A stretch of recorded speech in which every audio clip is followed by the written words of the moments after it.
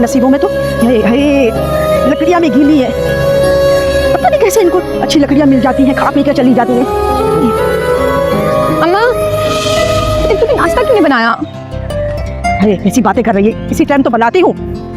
आज तो जल्दी उठ गई है, ऐसे भी क्या जल्दी है? हाँ तो जल्दी उठूंगी ना, क्योंकि आज मैंने जल्दी जाना है सिग्नल पे। ये सारी लड़कियां शमीम रज्जो सुबह सवेरे उठ के निकल जाती है भीख मांगने के लिए, बस एक मैं ही हूँ जो देर कर देती हूँ। बेटा उस वक्त तू घोड़े बेचकर सो जाती है। हमारे नसीब में तो गधे तक नहीं अम्मा, घोड़े कहाँ से बेच के सोऊंगी। अरे बेटा यही तो वक्त है, सेठ लोग ऑफिस जाते हैं और ये लोग जाती हैं तो उनसे पैसे लेकर आ जाती हैं, और जिस टाइम तू जाती है ना तो पूरे रास्ते गलियां सब सुनसान हो जाते हैं, फिर कौन सी भीख मिलेगी? जब भी तो कल मैं देख रही थी सारी लड़कियां ना पोटली भर के भीख लेके आई थी, इसलिए आज मैं भी जल्दी जाऊंगी। उनकी तो बात ही ना कर, बड़ी बात है।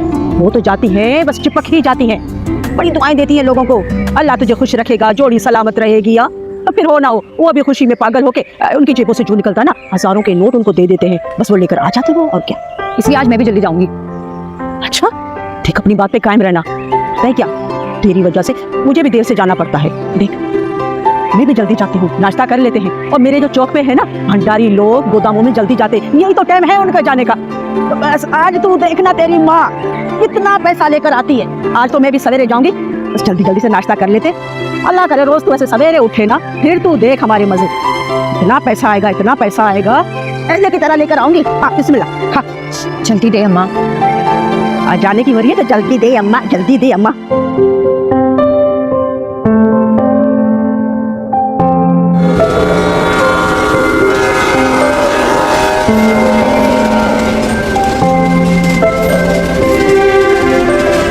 ये अली रजा हैं जो पिछले 38 साल से रेलवे में मुलाजमत कर रहे हैं, और अब इनकी उम्र का 60वां साल इनकी ज़िंदगी को एक नए अनदेखे मोड़ पे ले आया है, यानी रिटायरमेंट। ये अपनी रिटायरमेंट से बहुत खुश हैं, क्योंकि ज़िंदगी का एक बड़ा हिस्सा उस मुलाजमत की नज़र हो गया जो लोगों को तो एक दूसरे के करीब लाती है, लेकिन अली रजा को अपनों से बहुत दूर कर दिया, बीवी बच्चों से दूर।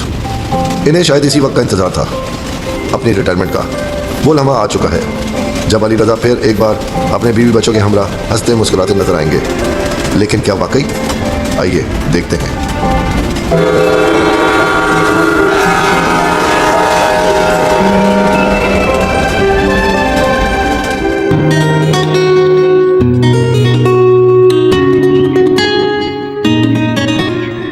महवेश, महवेश, अरे अब तक सो रही हो? उठ जाओ, 8 बज रहे हैं, यूनिवर्सिटी नहीं जाना है? नहीं रात लेट सोई थी, सोने देना। अच्छा तो आज यूनिवर्सिटी नहीं जाना तुम्हें है? चलो उठो। नसरीन के साथ आज बाजार जाना है कुछ किताबें लेने। बाजार जाना है? भाई को बता दिया? तुम्हें पता है ना शहजाद को तुम्हारा बाजार जाना, इधर उधर घूमना पसंद नहीं है। अम्मी उन्हें तो बस मौका चाहिए होता है मेरे पीछे पड़ने का, भाभी को तो कुछ कहते नहीं है। भाई है तुम्हारा, तुम्हारे भले के लिए कहता है। तो कौन सा मैं अकेले जा रही हूँ, नसरीन के साथ जा रही हूँ बाजार। अच्छा अब मुँह हाथ धो लो, जल्दी करो, और जाके भाभी की मदद करो किचन में, उसको तुमसे बहुत शिकायत रहती है। उन्हें इसके अलावा और आता ही क्या है, हर वक्त तो शिकायत खाना बनी रहती है। अच्छा चलो उठ जाओ, मुँह हाथ धो, देर हो रही है, आ जाओ।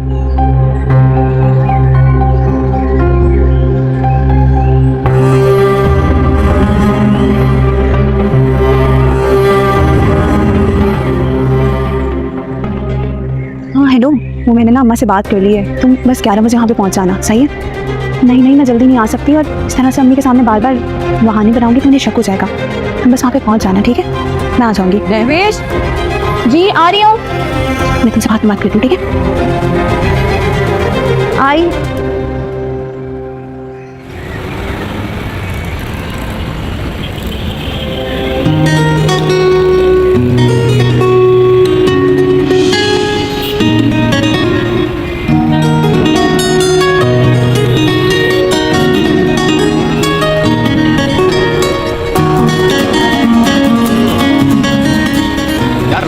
जाओगे?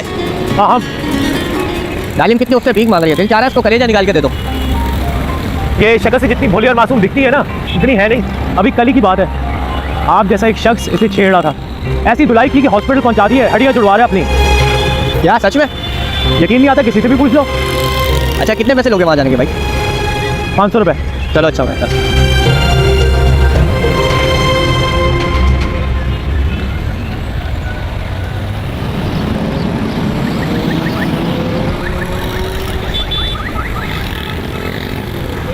अरे चुपचाप भैया। ये जल्दी है क्या? क्यों बे? तेरी माँ की मैयत को गुस्सा देना है क्या? चल निकल यहाँ से। क्यों? यहाँ खड़ा रहना कोई जुर्म है क्या? वैसे जहाँ कहोगे छोड़ दूंगा, आओ बैठो। चल निकल यहाँ से, वरना तुझे कहीं का नहीं छोड़ूंगी मैं। अरे मेरी जान, गुस्सा क्यों कर रही हो? मैंने कहा ना छोड़ देता हूँ, आ जाओ बैठो। ओए, मैं कोई धंधे बनने वाली नहीं हूँ। तेरी खोपड़ी में बात नहीं घुसती क्या? चल निकल यहाँ से। अरे बड़े बड़े सेठ और भंडारी नहीं मुझे लेके जा सके तो तू क्या चीज है? चल निकल यहाँ मैं कह रहा हूँ उसकी गुस्सा वाली बात नहीं, आप आए बैठे, मैं आपको छोड़ देता हूँ, आ जाओ। से। निकल, चल निकल। ठीक है।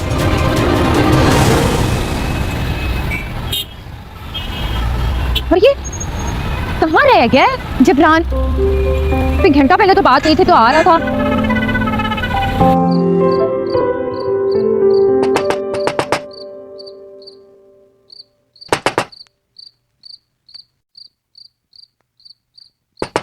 आ रहा हूँ भाई, क्या दरवाजा तोड़ोगे? क्या है? अरे कौन है आप? क्या तुम यहाँ कैसे? सब क्यों? मैं तुम्हारे घर नहीं आ सकती? अपने शौहर के घर नहीं आ सकती? तुम खुद अपनी मर्जी से गई थी यहाँ से। वो भी तुमने मुझे मजबूर किया था। मतलब की बात करो, यहाँ क्यों आई हो उस वक्त? मैंने सुना है कि तुम रिटायर होके कराची जा रहे हो। ठीक सुना है तुमने। मैं जो यहाँ तुम्हारे बेटे को पाल रही हूँ, उसका क्या बनेगा? क्या मतलब है तुम्हारा? तुम मुझसे दूर लेके गई थी उसको, तुम जिम्मेदार हो उसकी। मैं अकेली जिम्मेदार नहीं हूँ, वो तुम्हारी भी औलाद है। क्या चाहती हो उस वक्त? क्यों आ गई हो यहाँ पर? तुम्हें जो रिटायरमेंट की रकम मिलने वाली है, उसमें मेरे बेटे का भी हक है। दिमाग खराब हो गया है तुम्हारा। तुम मुझे ब्लैकमेल करने की कोशिश कर रही हो? भूल है तुम्हारी ये। मैं सब कुछ कर सकती हूँ, अपने बेटे का हक लिए बिना मैं तुम्हें जाने नहीं दूंगी। जो तुम कर सकती हो ना, कर लेना। इस वक्त तुम मेरे घर से दबाओ जाओ। चलो चलो दबाओ जाओ यहाँ से, गेट आउट। अभी तो मैं जा रही हूँ, लेकिन याद रखना पूरे मोहल्ले को इकट्ठा कर लूंगी और इंसाफ लेके जाऊंगी। अपना और अपने बच्चे का हक तुम्हें खाने नहीं दूंगी। Get out. इंसाफ लेके जाओ तुम। चलो चलो चलो मेरे से। खाने नहीं दूंगी, बहुत आई हक जताने वाली।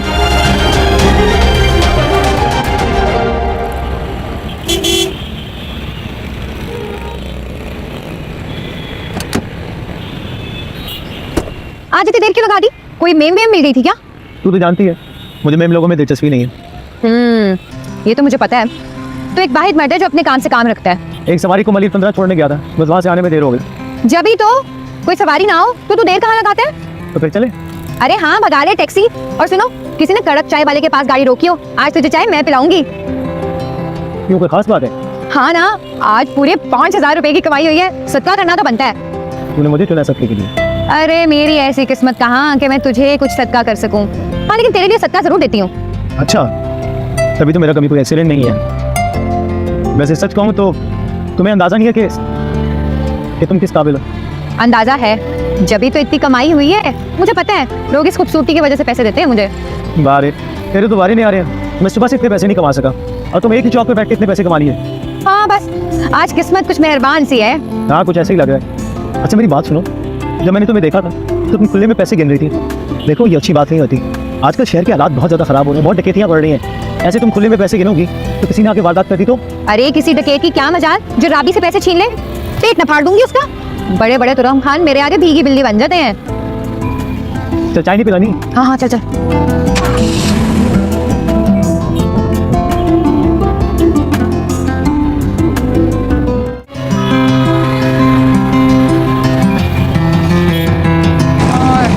पैसे रख लो इसमें। आप थोड़े से पैसे दे दो।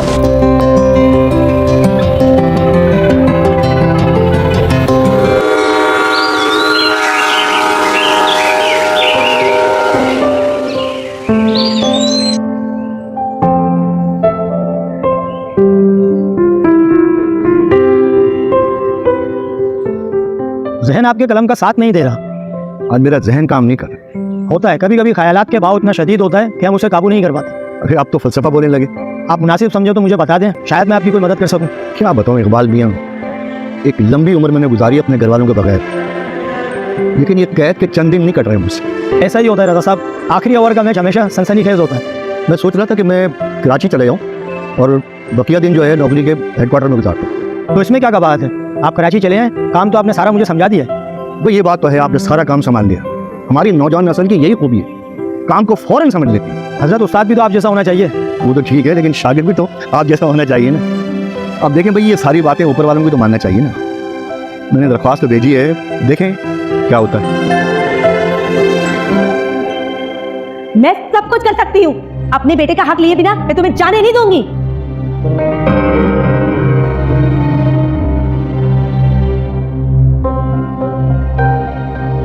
ये राइटिंग देखी तुमने अपनी? ऐसे लग रहा है कि कागज पे दो कीड़े मकोड़े चल रहे। इंग्लिश तुम्हें आती नहीं, हिसाब में तुम बिल्कुल नहीं लो। बेटा क्या करोगे, मेरी तो कुछ समझ में नहीं आ रहा, दिमाग पड़ गया मेरा। अब्बा मेरे आगे लंबे लड़के बैठे होते हैं, ब्लैक बोर्ड दिखाई नहीं देता। ब्लैक बोर्ड दिखाई नहीं देता। बहाने अगर कोई पूछना है तो तुमसे पूछ। हर वक्त बहानेबाजी करता रहता है। जवाब, ये तू गोश्त लेके आया, सारे चिचड़े भरे पड़े हैं इसमें, देखा नहीं था तूने? अम्मी वो दुकान में बहुत रश था और दुकानदार मेरी सुन ही नहीं रहा था। हराम के पैसे नहीं है बेटा, ये बड़ी मेहनत मजदूरी से मैंने कमाए हैं। ये ले, इसको वापस करके आ। जाओ वापस करके आ। बात ही नहीं सुनता मेरी, बात ही नहीं सुनता। चल जा, इसको वापस करके आ। और सुन, अगर वो वापस ना रहे ना तो इस घर में कदम मत रखना। अपनी शक्ल लेके कहीं चला जा। चल जा यहाँ से।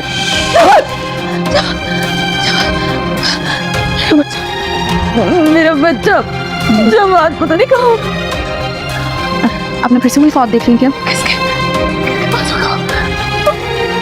जमाने के मेरे घर होगा मेरा बच्चा। जवान हो गए होंगे। अच्छा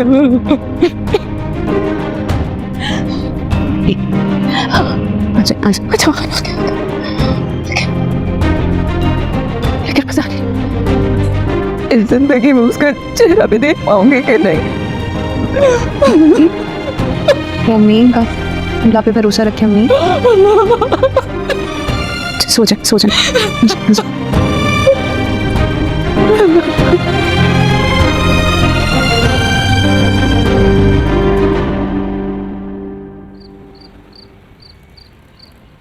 तौबा है तौबा।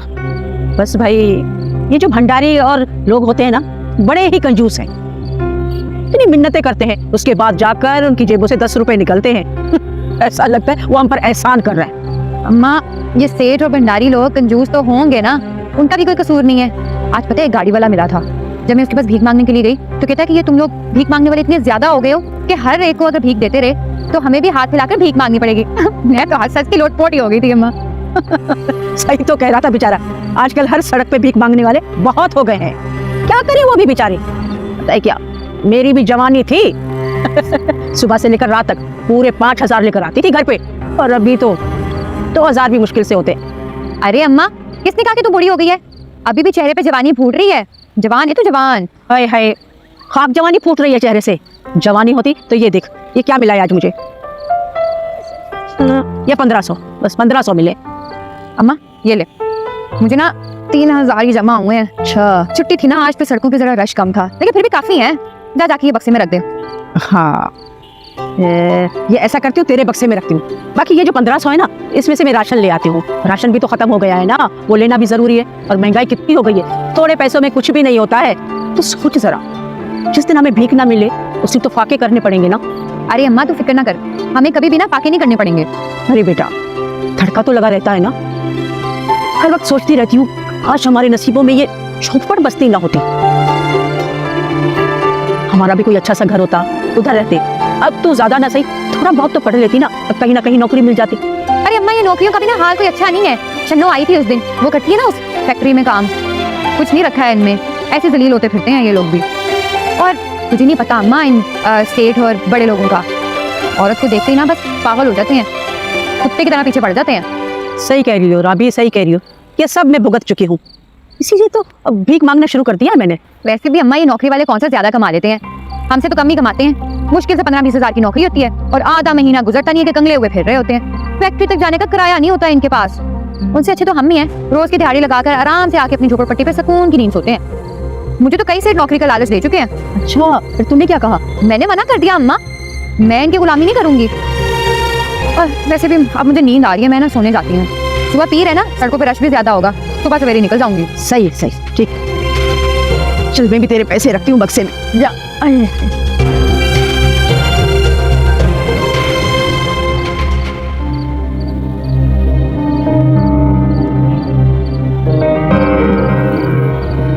परवीन को मेरी रिटायरमेंट का कैसे पता चली? यकीनन रहीम ने बताया। मैं अब क्या करूं? अगर वो वाकई लोगों को ले आई तो फिर मेरी तो इज्जत का जनाजा निकल आए। तो अरे मैं फिर अब तक यहाँ क्यों बैठा हूँ? मुझे तो स्टेशन चला जाना चाहिए।